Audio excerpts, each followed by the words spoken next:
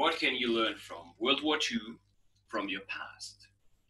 What to do when someone really hurts you, or when you hate someone, and a new perspective on terrorism. All in this episode. Find out.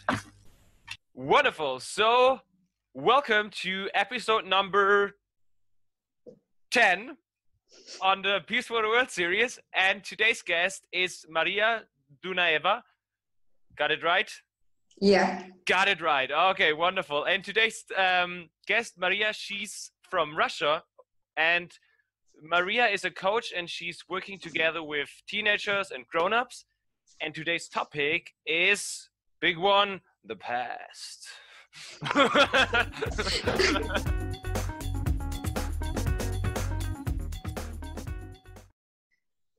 I just remembered one metaphor that I would really love to start with. This was in Incas, which is in Indian tribe in America.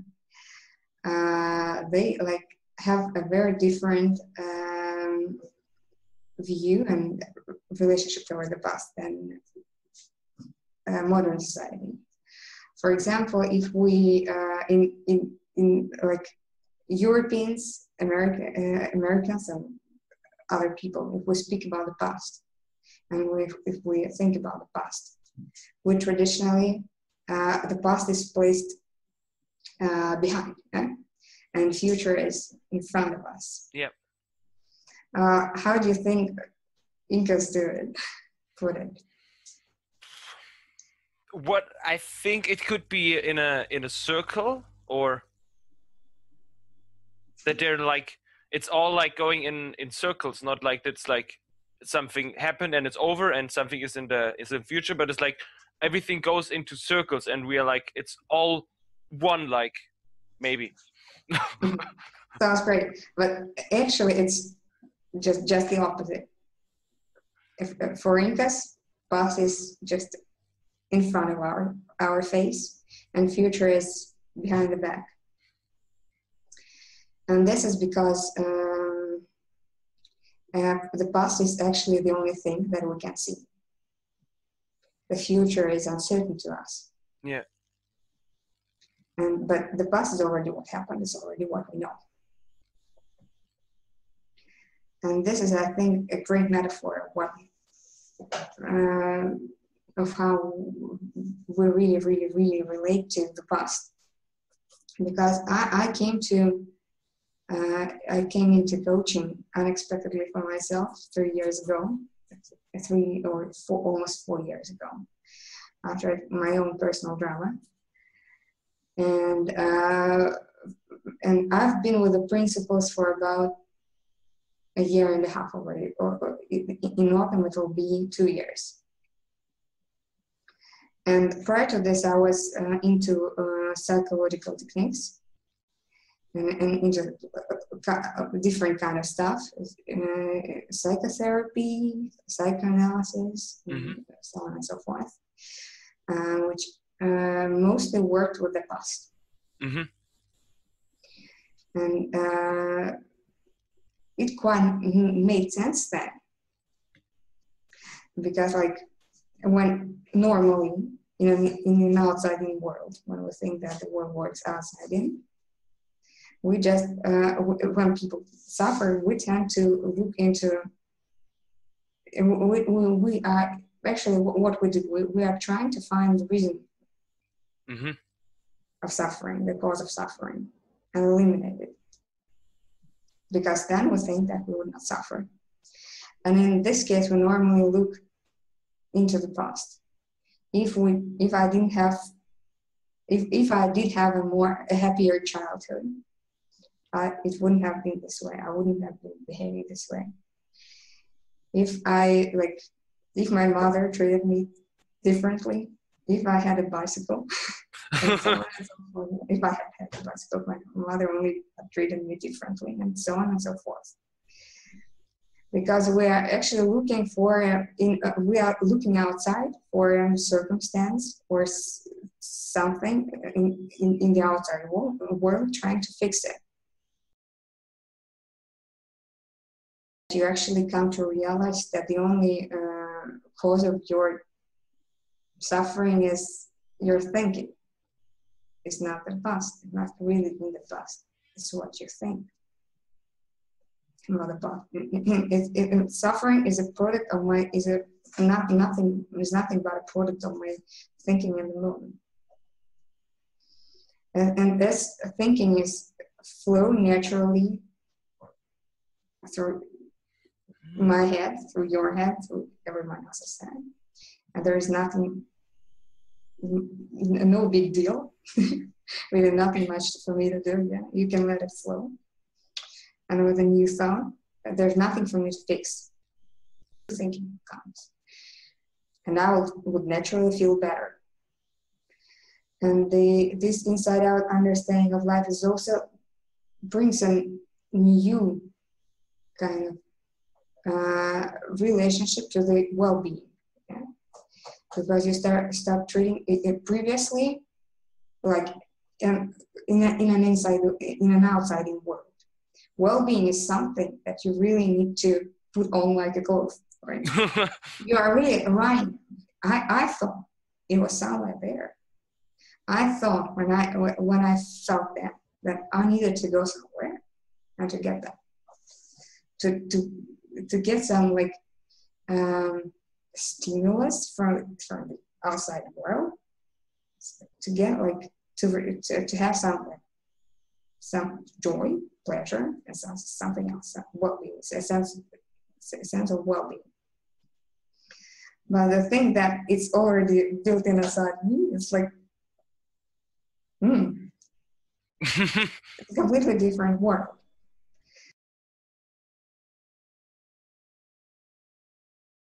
Mm-hmm. What I'm hearing is that looking to the past, in my own experience, was often a justification for how I feel. Oh yes, I experienced this event and that's why I'm shy. I experienced this event and that's why I'm hurt now.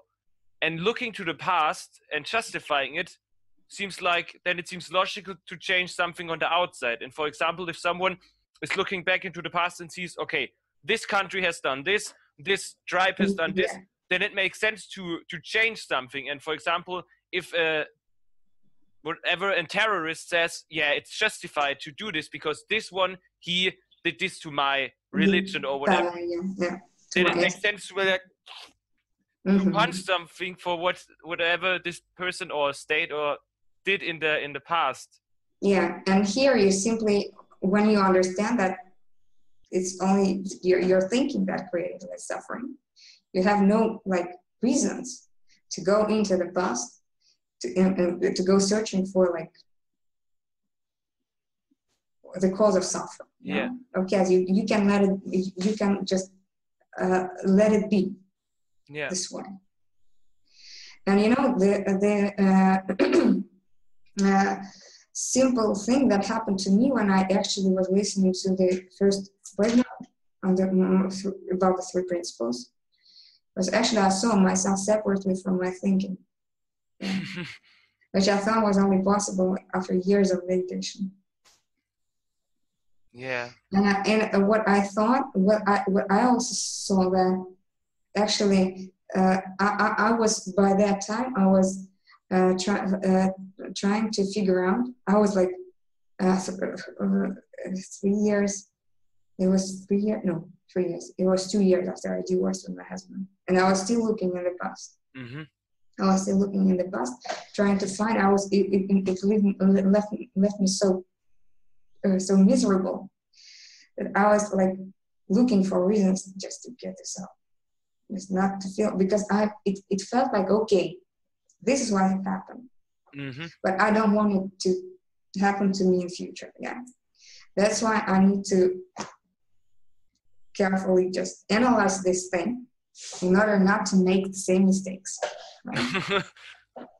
And I was digging it, analyzing, and thinking it over and over and over again. And then I simply realized when I was like vacuum cleaning my flat. listening. And I downloaded the webinar into my iPhone, and I was listening to it, and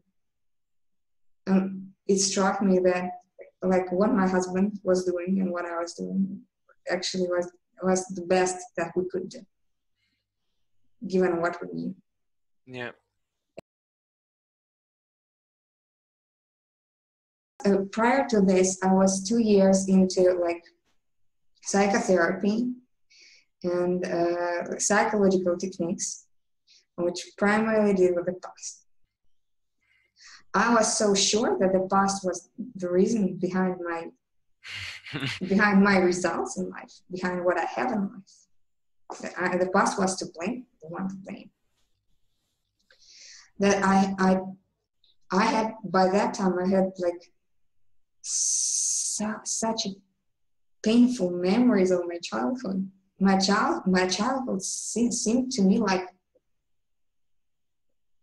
it was such a disaster. Wow. You know, like really, if I had a happier child, if I had had a happier childhood, I wouldn't have been like living the life today. But the wonderful thing which happened after I came to know the inside-out nature of life is that my memories changed. I suddenly, one day, I just turned around and I saw what a happy childhood What's really what happened. Because you never come to think about it like consciously, and I don't know even a certain moment when it happened. But it is what it is. And what actually this means is that memory is a true servant of thinking, of thought, because the quality of your thinking is the quality of your memories, because memories is actually nothing but thought. Yeah, it is thought. And when your thinking is just down, when you are in low mood, you are likely to have bad memories coming up into your head. It's this story we tell ourselves all the time. I'm this, I'm this, I'm this, and I suffer because I had this in my past. But in the end, I think we have to differentiate between two things. You are right now where you are because what happened in the past, but you're not feeling like you are right now because of the past, but it's your thinking about the past that makes you feel something. And the thinking changes all the time. Your past, like it happened. You cannot change your past, but you can realize that you're not feeling the past, but you're just feeling your thinking. And what I really heard listening to you is this innocence that we all have, that when someone is seeing the story in front of him, like he cannot really see anything else but this story that tells, okay, this German man, or German people are bad because what happened in World War II, whatever. If he only can see this story, he probably will really feel it and do everything like that seems logical for him to do against the Germans or whatever. And I think that's like, if this person doesn't know better and just sees this story, I think we cannot really judge anybody, because everybody gets lost from moment to moment. Sometimes when we're just in a low mood, we just believe the story that is showing up in this moment, and we tend to do whatever makes us feel better in the moment. And actually, what really goes away when with your understanding of the inside-out nature of life is primarily the judgment of your own experience. When I suffer, it is the judgment that is a starter of all the other processes. Thinking. Yeah. And here it goes away, and you can just let it be. Do nothing with it. Just go for a walk, or do like any other thing that might somehow help you, or just to just take your attention away from this. Stop feeding this this thinking. Yeah. And you really come to see that, like you are really the one responsible for your reality, or whatever you create in this world. And there's really not, your past is really says nothing about you, nothing about who you really are. And every one of us has this tremendous capacity of changing, of transformation. And we actually hold it, this capacity is available to us every second. What I have now is really, it's about like responsibility, but many people mix it with blame, right? It's really seeing that I'm the one that is responsible for this, but not the one to blame, because I did that innocently, as everybody else does. But I can change, which is also the infinite hope of this understanding. And not only this, because you don't even have to, they don't have to be the three principles. Yeah, Byron Katie is doing the same thing, and like many like Eastern practices are also meditation is also about seeing what you're thinking, for what it really is, and seeing your true self.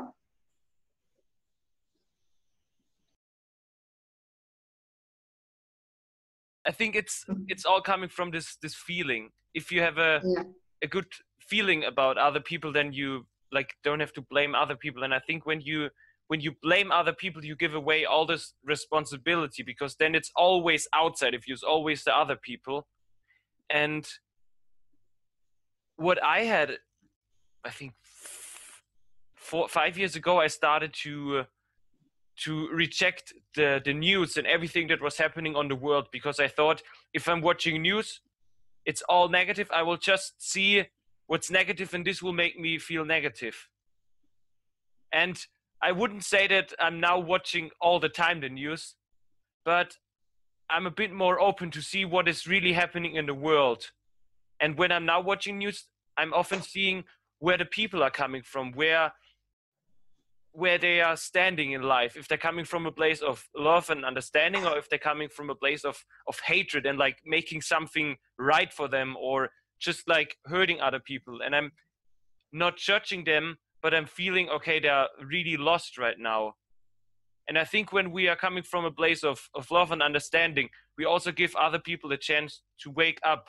And I watched a video by very popular YouTuber Prince EA, and he was talking about the Ferguson shooting, and he said, don't come from a place of hatred and like making something right, or like bringing more negativity into the world, but come from a place of compassion and showing like understanding for people. And I think that's beautiful. And he's not talking about the three principles, but he's just talking about this feeling where everybody is coming from. And I think everybody has this feeling inside, or experienced some moments when someone did something wrong, and you were just knowing that the person is really out of state, is really negative and kind of lost in this moment, where we didn't take it personally and build a story around it, but just saw, oh yeah, this person needs some love, or needs someone to take care of him right now. And I think that we are working together as a whole, and not as something separate.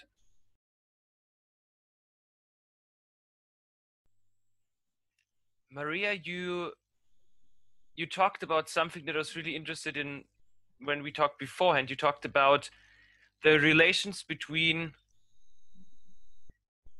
Germans and Russians in a very special place. Yeah, and very special. Yeah, like on the 9th of May, we're going to have like 70-year anniversary. Yeah, 70 years, 70, yeah. 70 years since Yeah, the 70 years since war ended, yeah. the end of the Great Patriotic War in Russia, in the Soviet Union. Shame on me. And like there are many like things, like preparations going on right now in Russia. And but I remember once my parents and I, we were driving from some place, and we stopped in the city, which is called Rzew. Yeah, it's hard to pronounce. And we went to a memorial. There's a memorial cemetery right there, and this place was at like battlefield, one of the main battlefields in the, not main, but one of the like most important battlefields for the Soviet Union, because Rzew was the closest city to Moscow. Mm-hmm.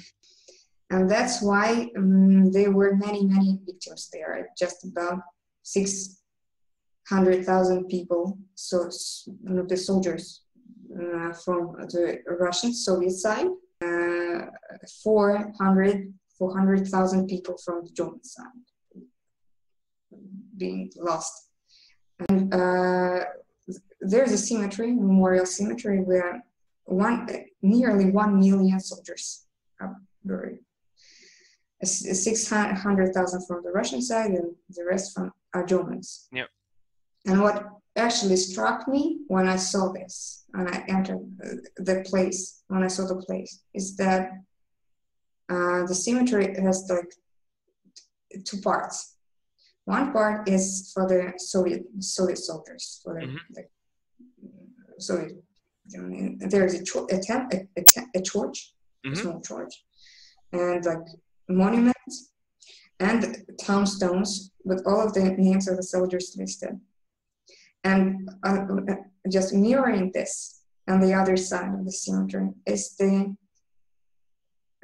German side, where fascist soldiers are also buried with the equal solemnities. Mm-hmm.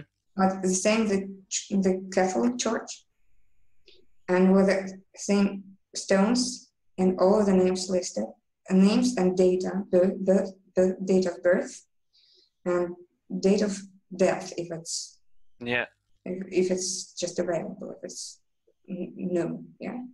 So it's not that everybody's equal. Yeah. Yeah. Like, it's not that the enemies were not like respected, but they showed really respect by setting up this cemetery with the both sides were both honored their death. Yeah.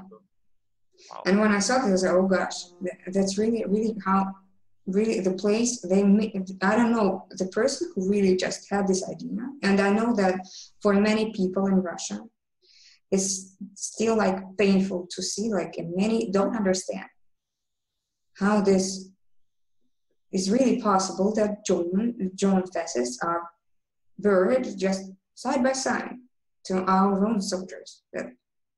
Yeah. But the thing is that when I entered this cemetery, what struck me is actually like the wisdom of the person. Actually, time went by, things changed, and we are all equal. Yeah. And we don't really need, like, I don't know actually. Do we really need 1 million victims to see that we are actually all the same? And this is really why such an understanding as like principles is, I think, why it is important, because it really, what previously what I was looking for is some secret that will make me happy, that will make me successful, or so on and so forth. And the wonderful thing is that what I came to realize, that we're all the same. Yeah. That we're all the same. That we are all just living in the feeling of our own thinking. Love it. Love it. And that's what unites us all.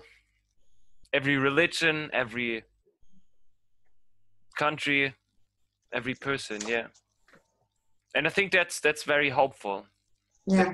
That That once, really brings hope. Mhm. yeah, that once we wake up to this fact that we are all the same psychologically and spiritually, that we don't have to fight each other, but we can really live together in peace and enjoy whatever beautiful things are out there in the world to be enjoyed.